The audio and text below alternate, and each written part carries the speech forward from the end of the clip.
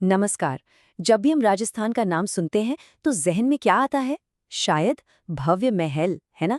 रंग बिरंगी संस्कृति और वो विशाल रेगिस्तान। लेकिन देखिए, इस धरती की असली पहचान सिर्फ इसकी खूबसूरती में ही नहीं है। इसकी आत्मा तो बसी है उन अनगिनत लड़ाइयों में, उन संघर्षों में जो इसकी मिट्टी के जर्रे जर्रे में आज भी जिंदा हैं। तो आज हम महलों की नहीं, बल्कि उन मैदाने जंग की बात करेंगे जहां राजस्थान का इतिहास असल में खून और बहादुरी की स्याही से लिखा गया था। और जैसा कि ये स्लाइड हमें बता रही है, राजस्थान के इतिहास को समझना मतलब उसकी लड़ाइयों को समझना। ये सिर्फ तारीखें और कुछ घटनाएं नहीं हैं, नहीं, ये तो साहस की, रणनीति की और उन पलों की कहानियां हैं जिन्होंने इस पूरे इलाके की किस्मत ही बदल कर रख दी। तो चलिए इस रोमांचक सफर पर आगे बढ़ते हैं। हमारी कहानी की शुरुआत होती है एक ऐसे नाम से जो वीरता का दूसरा नाम है, पृथ्वीराज चौहान तृतीय।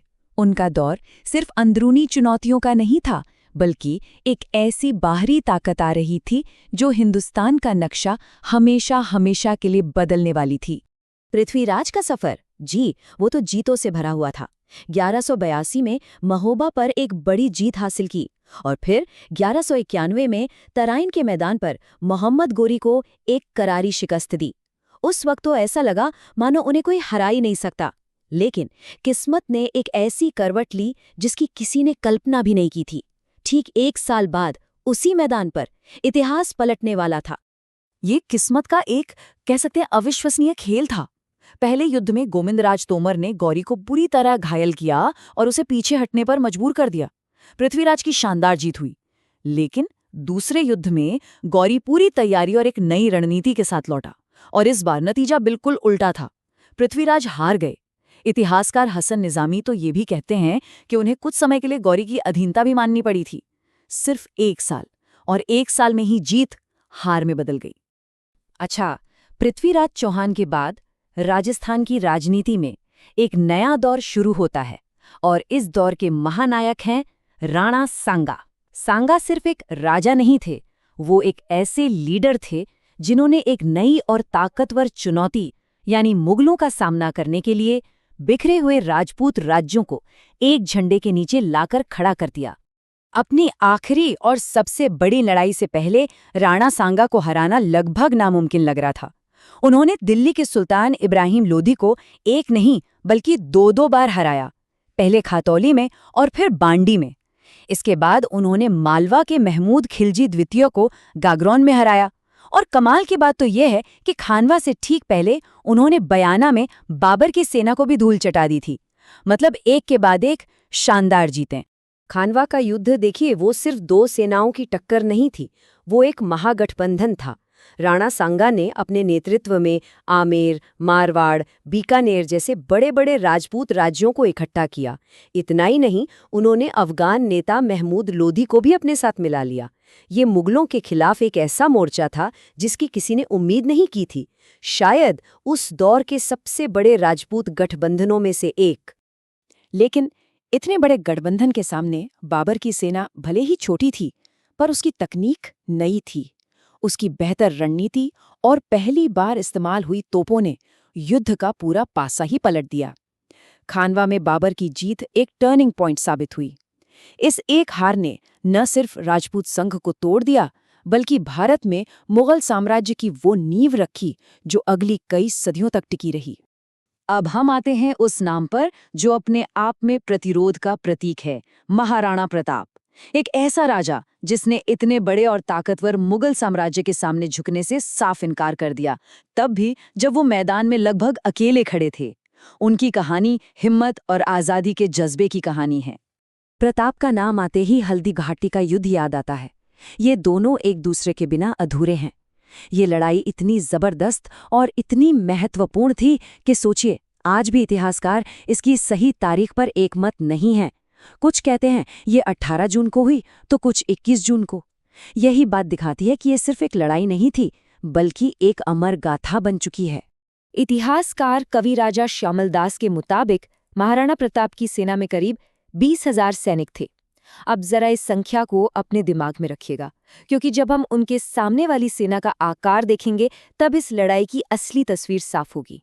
उन्हीं इतिहासकार के अनुसार सामने खड़ी मुगल सेना में थे 80,000 सैनिक, मतलब हर एक मेवाड़ी सैनिक के सामने 4 मुगल सैनिक। ये एक ऐसी लड़ाई थी जहां बराबरी का तो कोई सवाल ही नहीं था। और इसी बात ने हल्दी घाटी के युद्ध को इतिहास के सबसे महान संघर्षों में से एक बना दिया। इस युद्ध की अहमियत का अंदाजा इस बात से भी लगता है कि इसे कितने अलग अलग नामों से पुकारा गया। कर्नल जेम्स टॉड ने इसे मेवाड़ की थर्मोपाइली कहा, जो कि प्राचीन ग्रीस के एक महान युद्ध से इसकी तुलना थी। वहीं मुगल इतिहासकारों ने इसे अपने नजरिए से देखा। बदायूनी ने इसे गोगुंदा का युद्ध कहा, तो अबुल फजल ने खमनौर का युद्ध। हर नाम इस महासंग्राम के एक अलग पहलू को दिखाता है। लेकिन राजस्थान का इतिहास सिर्फ इन 3 महान योद्धाओं तक ही सीमित नहीं है। इसमें कुछ बड़े ही अनोखे और कह सकते हैं कि अजीब संघर्ष भी हुए हैं, जो राजपूत राज्यों के स्वाभिमान और अपनी जमीन से लगाव को दिखाते हैं। चलिए कुछ ऐसी ही कम सुनी हुई पर दिलचस्प लड़ाइयों पर नजर डालते हैं। अब जरा एक ऐसी लड़ाई की कहानी सुनिए जो आपको सच में हैरान कर देगी। साल था 1644। बीकानेर और नागौर 2 बड़ी रियासतें, और उनकी सेनाएं आमने सामने खड़ी थीं। और वजह थी एक तरबूज। हाँ, आपने सही सुना, एक तरबूज। हुआ यूं कि एक तरबूज की बेल नागौर के खेत से निकली और सीमा पार करके बीकानेर की जमीन में जाके फल दे दिया। बस इसी बात पर इतना बड़ा विवाद हुआ कि वो एक असली जंग में बदल गया। इतिहास में इसे मतीरे की राड़ कहते हैं। सोचिए, अपनी जमीन और अपनी आन के लिए किस हद तक का जज्बा था। ये भी इतिहास का एक बहुत ताकतवर लम्हा है। गिरी सुमेल की लड़ाई में मारवाड़ के राव मालदेव की सेना का सामना करने के बाद जीतने वाले शेर शाह सूरी ने ये मशहूर बात कही थी, मालदेव के सेनापतियों जैता और कुंपा ने इतनी बहादुरी से लड़ाई लड़ी कि सूरी को भी ये मानना पड़ा कि वो मारवाड़ की मुट्ठी भर जमीन के लिए लगभग अपना पूरा हिंदुस्तान का साम्राज्य गंवा बैठा था। तो इन सारी कहानियों को सुनकर हमारे मन में ये सवाल उठता है कि आखिर हम इनसे सीखते क्या हैं। ये लड़ाइयाँ सिर्फ इतिहास की तारीखें नहीं हैं, ये वो पल हैं जिन्होंने इस धरती की संस्कृति को, इसके गौरव को और इसकी पहचान को गढ़ा है। ये एक ऐसी विरासत है जिसे सचमुच युद्ध की आग में तपाकर बनाया गया है। जब हम इन सारी लड़ाइयों पर नजर डालते हैं तो कुछ चीजें बार बार सामने आती हैं। हमने राणा सांगा के साथ देखा कि गठबंधन की ताकत क्या होती है। हमने मतीरे की राड़ जैसी लड़ाइयों में देखा कि आपसी दुश्मनी कितनी बेमतलब हो सकती है। और हमने महाराणा प्रताप के साथ उस हिम्मत को देखा जो कभी हार नहीं मानती।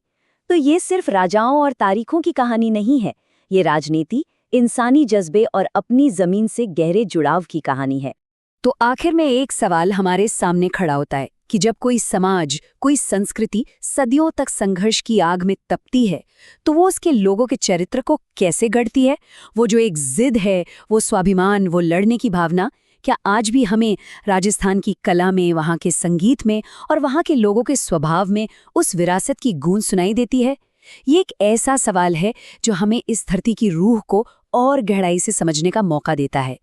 इस सफर में हमारे साथ जुड़ने के लिए धन्यवाद।